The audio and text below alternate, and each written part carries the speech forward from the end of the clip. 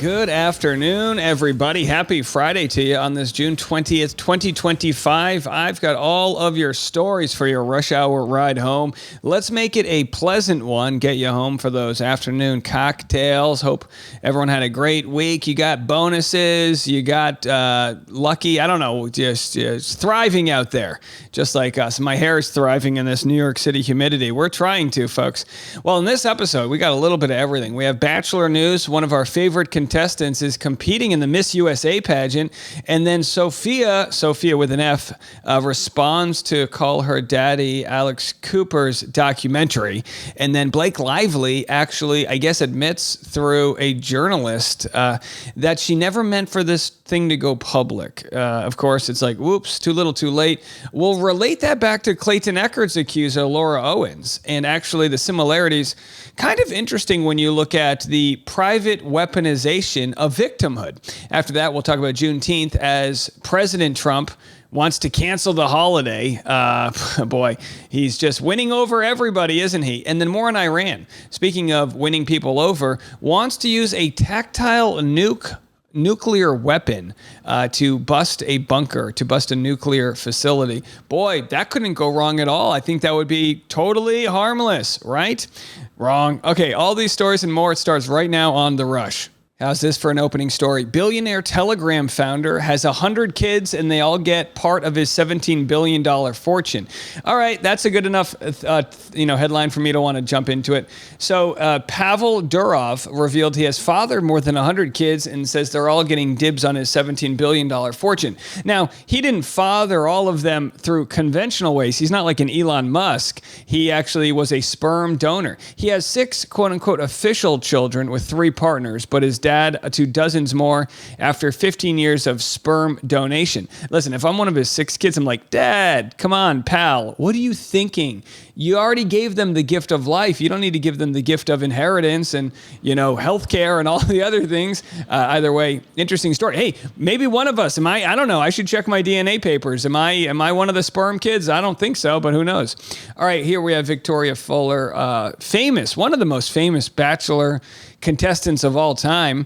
She is now competing in the Miss Tennessee USA pageant.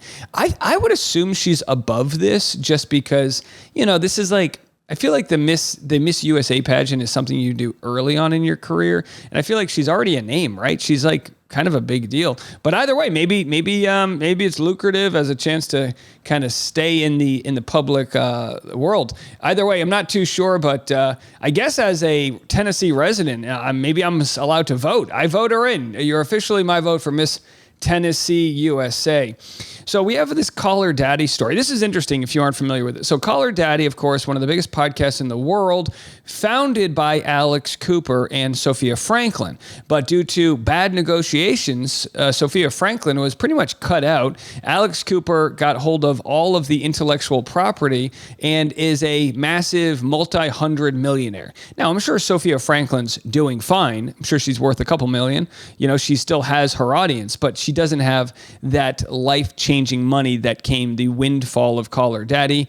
And she made this ominous post where she's starting to speak out. Have a listen. I have gotten your guys' messages. I've been flooded and I love it because it's so receptive. I hear you. I read everything. I see it. I'm just going to say this. I got you.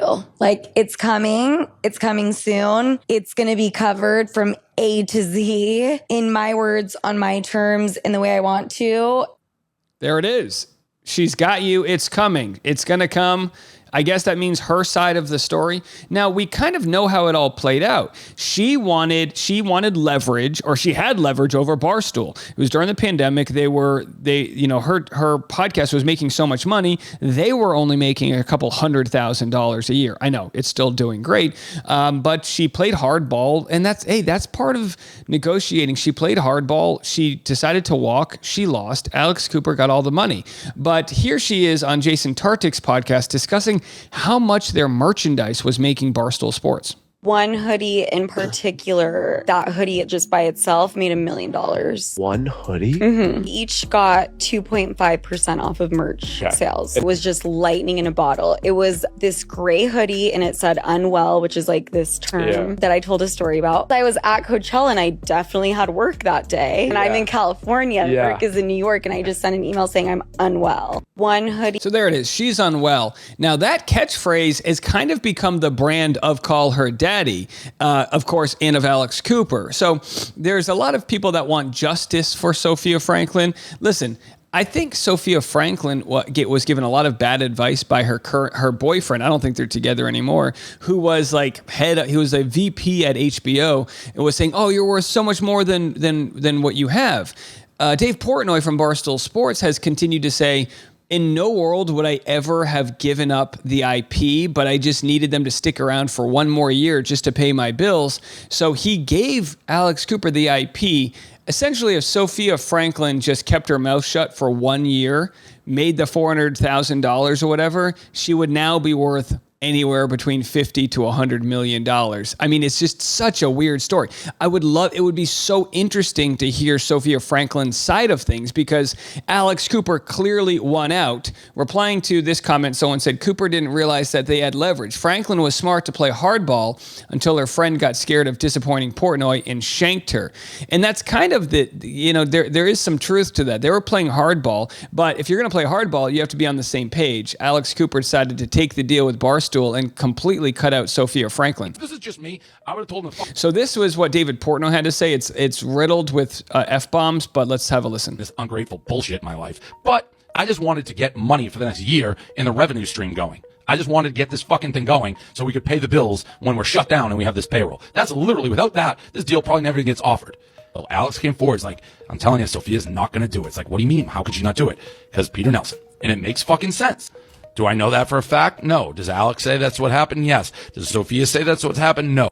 So there's a she said going on, and here's a clip from the initial podcast where Sofia Franklyn said unwell, which is what ended up making Alex Cooper so much money. This pass for you. Come fly here now. I had 2 hours to get to the airport, and I was like, I have to go. Okay. Beyonce was playing, Alex. Like, we have to go. So fuck what work. are you? Yeah. So without even talking to my manager or anything, I get on the plane. Classic. Monday rolls around, and I should be, walking into work. I'm in a car in Palm Springs, living your best across the country, and the email that I sent my manager. Well, you're actually gonna die right now, okay, guys. This is the email I sent. I'm crying, and I say, I will not be able to make it into work today. I am unwell. There it is. I am unwell.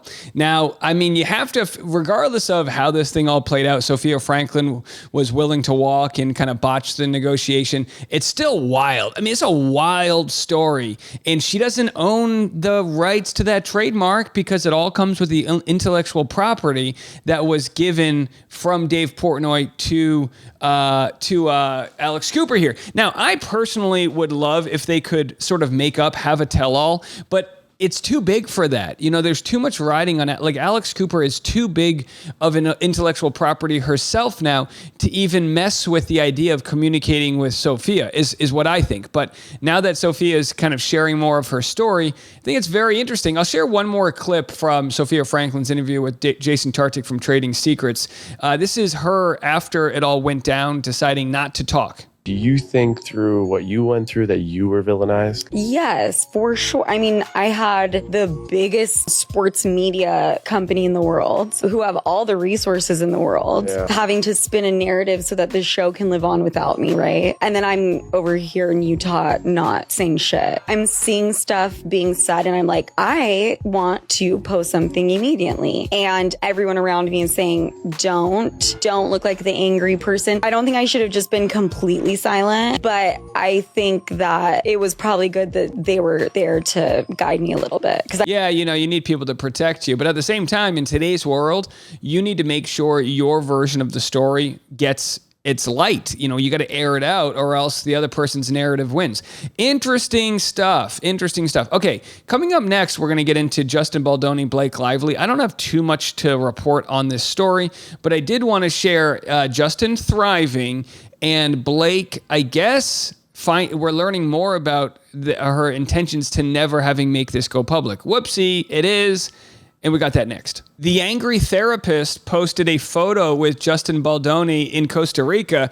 The Angry Therapist is an Instagram account that I believe was staying at, Justin Baldoni let him stay at Justin's place when he was displaced from the wildfires while Justin was hanging out in Hawaii. Well, Justin has gone from Hawaii to Costa Rica, which, again, no better way to get away from the BS, the drama of your legal battles than to take your family surfing. I mean, can you have a bad day? I mean, maybe you step on a starfish or, something, or get bit by a shark, but that's a different story. I mean, speaking of getting bitten by a shark, that's exactly how it must feel dealing with Blake Lively here. If it's true that he's, as innocent as he claims, which, again, we'll wait and see how this plays out in court. But here we have from the It Ends With Lawsuits subreddit, Blake was not going to expose Baldoni or Heath. According to Meg Toohey, Blake had no intention of coming forward with her harassment accusations, discussing what happened on set. She only came forward because she believed she was the target of a smear campaign. The harassment wasn't that bad. Severe, pervasive, nope. Her goal was to fix her reputation, image in Hollywood. I mean, it is quite the bungling. So again, there's just a lot of unearthing. It's that part of the pre-trial lull where there's a lot of news coming out, but there's a lot of reviewing how this explosion even happened. It's like after a plane crash, we're reviewing the black box to find out what sparked this thing. Well, Megan Toohey, who wrote the bombshell article, says, Blake told me, listen, this was actually not the worst that I have experienced in Hollywood. I've actually experienced far worse misconduct. I spoke up because I wanted to address it, and I thought that I had, and I never had any intentions of discussing this or going public with my accusations.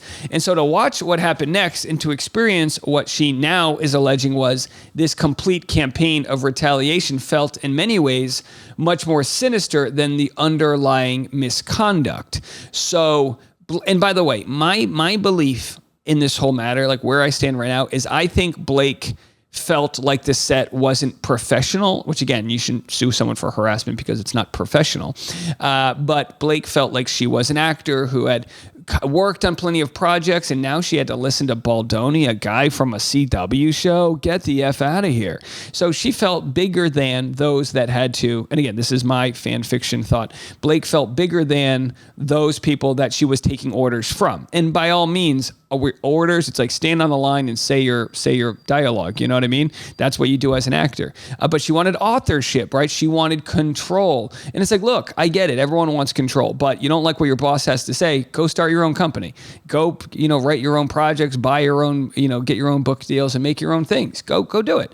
But in this case, it was the leaking of the text messages illegally that were shared with Blake Lively from Stephanie Jones, right? She leaked the text that she had from Jennifer Abel when Jennifer Abel tried to ditch Stephanie, that whole deal. So you see this real spark that happened. And it's very much like Laura Owens from The Bachelor world in the sense that Laura Owens was harassing. It's different in the fact that Laura Owens was faking a pregnancy, but she was harassing Clayton Echard privately. She never wanted to be exposed publicly because that ruined her game plan. Here with Blake Lively, she never wanted any of this to come out because she didn't want the public scrutiny in the cross-examination that would happen. She just wanted the private, attacks so that she could then commandeer the film. That's my belief right now. If new evidence comes out, we'll change our minds. All right, so let's move it on to, possible World War III breaking out. Why not? Trump weighs Iran strike as Pentagon officials privately divided over bunker busting bombs. bombs. The likelihood of a successful U.S. strike on the Iranian nuclear facility buried deep underground at Fordow is a topic of deep contention. So this is what gets crazy because Trump is considering a nuke. That's right. He's considering, let me see if I've got the clip of that. He's considering dropping a 30,000 pound bomb that would eliminate Fordow, but he does not appear to be fully convinced. He's held off authorizing strikes as he also awaits the possibility that the threat of U.S. involvement would lead Iran to talks. Now, Iran's saying there is nothing that the U.S. can do for talks right now, but I'm trying to see if I have the clip here of this. But the idea that the U.S. would use a nuke, like a nuclear weapon, is absolutely bonkers. According to two defense officials who were briefed that perhaps only a tactical nuclear weapon could be capable of destroying Fordow because of how deeply it is located. Trump is not considering using a tactical nuclear weapon on Fordow, and the possibility was not presented by Defense Secretary Pete Hegseth and the chairman of the Joint Chiefs of Staff, Jen Dan Kane, in meetings in the White House Situation Room. Two people familiar with the matter said. But the defense officials who received the briefing were told that using conventional bombs, even as part of a wider strike package. So here's what's crazy to me. By saying we are not considering using a nuke, I know it sounds crazy, but it kind of sounds like they're considering using a nuke. You know what I mean? You shouldn't have to say we're not. It's like it should be so far off like that. That's even an option. So they're saying it would likely require the U.S. to first soften the ground with conventional bombs and then ultimately drop a tactical nuke weapon from a B-2 bomber. So whether they're going to do that or not, it seems like that's what they think has to happen in order to break up the storage of this uranium. Okie dokie. Pretty wild stuff. We're going to talk more about that in a second, but if anyone's looking at traveling, I thought this was interesting. A deported Australian shares burner phone advice for U.S. travelers. Have a listen. Way before I got on the plane, they had already read my social media. It wasn't a matter of getting to the front of the queue and having them discover that I was mean about Donnie Trump. It was because they had put together a file on me in preparation for my arrival. And what were you thinking at that time? I'm in trouble here. So you believe that they were already looking at your stuff before you'd even managed to clean up your online presence? Yeah, that has to be true. There's no other way around it. My advice to anyone who is even the slightest bit worried is to buy a burner phone a month before you get on that plane and begin using that phone actively, taking photos, making it such that it is not clearly a burner phone, but something that is lived in a little bit, and just be certain about what you know is on that phone, such that when you do end up in a situation like I did, where that phone is taken from you, you can know with absolute certainty what is on it, and you won't admit to anything that you don't have to. What world do we live in where criticizing the president is enough to have you not be let into the country? This is absolute wild. Here's a former White House Middle East advisor who says the U.S. is likely preparing to strike Iran's nuke facility. Again, we were just talking about them saying we're definitely not going to use a nuke, but we would need to, but we're not going to do that. A tactile nuke, not a big nuke, just a little one, just a baby nuke. But either way, I guess. And again, it's like this is the issue people have, right? Which is everyone's saying, well, don't you have to vote on these things? And I understand it's a bad precedent that's set that gives the executive branch too much power to really fight wars without having to declare war. But I would have to argue if we're sending 30,000 pound bombs, how much is 30,000 pounds? That's like 15 cars all stacked together, right? Cars about 2,000 pounds. So it's like 15 cars stacked together being dropped out of an airplane. And we don't get a say in all of this? Say what I'm seeing right now, I think we are gearing up for a strike, I think, on the Fordow facility, which we've been talking about all week. A U.S. military strike. U.S. military strike. And what makes you say that? Well, what I can see is the military maneuvers are getting in place. I've been very struck by, since the president said unconditional surrender, that just leaves very little room for diplomacy. Here's what I'd be thinking about if I was in the White House right now.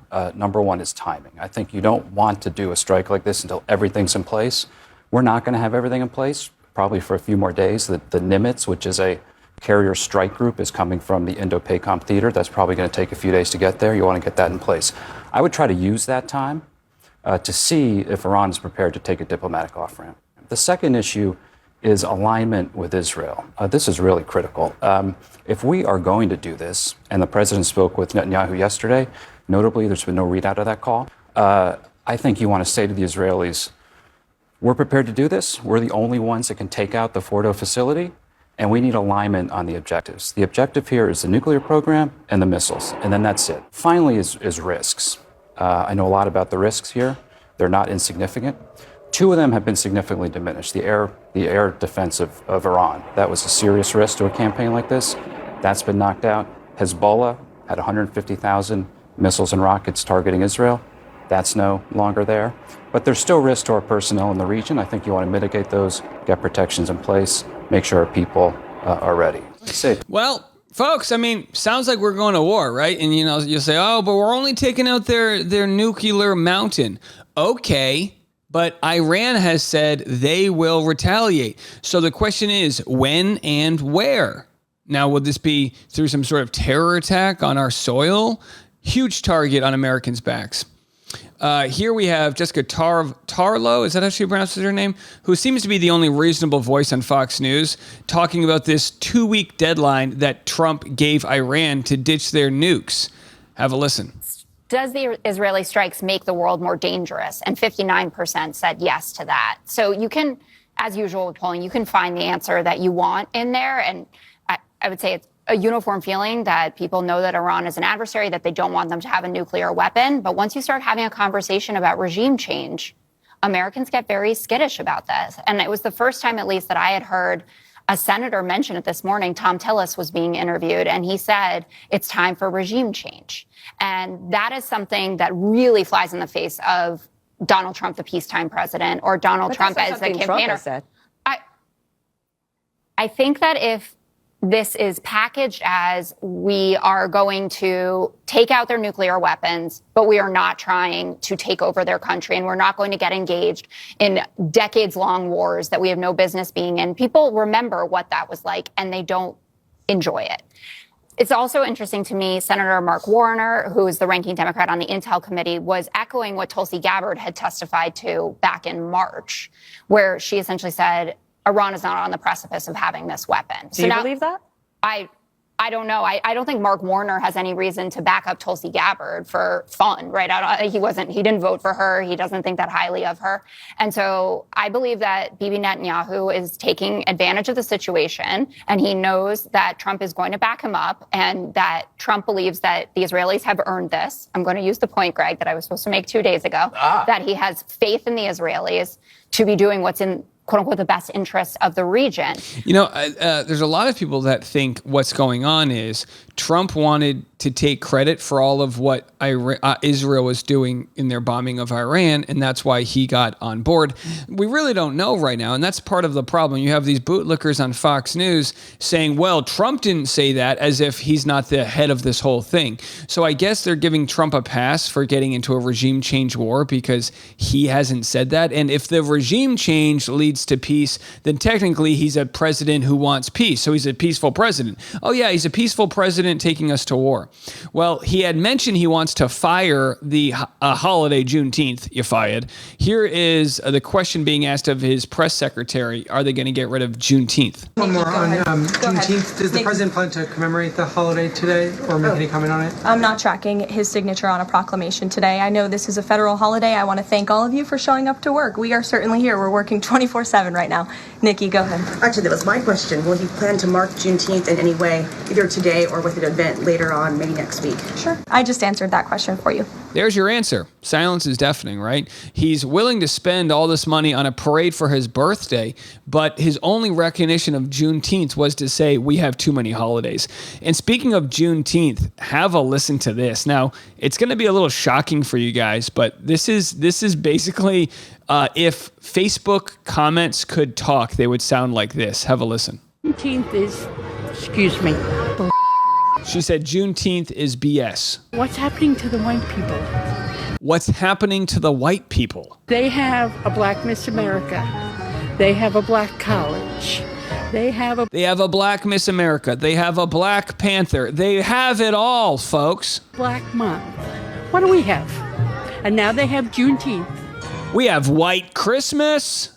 It's a great song. It's a good movie. We've got we have White Lotus. We've got it all, really. Yes, I understand there was slavery, don't get me wrong. But there was also a Holocaust, and that was more recent than slavery. But you don't hear the Jews saying, gimme, gimme, gimme, gimme, gimme. What's the point of Juneteenth? What is it? So she says, what is it? And of course, we've already explained what it is. Oh my gosh. God, sometimes I feel like this is why I don't read comments anymore because some of them sound like this. Now, my audience, I think, is the smartest audience out there. But people creep in. They creep in. All right. All right. Final clip. I don't know if you saw Trump's biggest, he's a builder. He promised to build that wall, but instead he built that pole. Well, now there are warnings about safety concerns over the new White House flag poles. Have a listen to this. This is about the largest you'll ever see, and it's tapered. It's at a quality that you guys rarely get to even put up. Look at everyone nodding in the background. Yeah, the quality of that flagpole, it is nice. God's going to strike lightning bolts down on this house. I've looked now at the White House where you might notice the new additions. President Trump touting the two state-of-the-art 100-foot flagpoles, a gift from himself to the White House. But it might surprise you that those are not, in fact, quote, the largest flagpoles you'll ever see. That honor actually belongs to the Acuity flagpole in Sheboygan, Wisconsin, standing at 400 feet tall and marked as the world's tallest symbol of freedom. But back to President Trump and his flags. Panel, they're big. It's a big flag. It has some car lot energy, has some car lot energy, but Trump goes big. Mick, what do you see? I'm going to give you a serious answer to the question. I see a problem for where they're supposed to land the helicopter. Very practical. Because this is right on the South Lawn, and I'm not really sure. I imagine they considered this, and they could be landing someplace else, but I'm looking at this going, as the chief of staff who's in charge of military operations at the White House, where are we landing the helicopter without creating an increased risk for the President of the United States? And I don't know the answer to that. There it is. They've created a risk.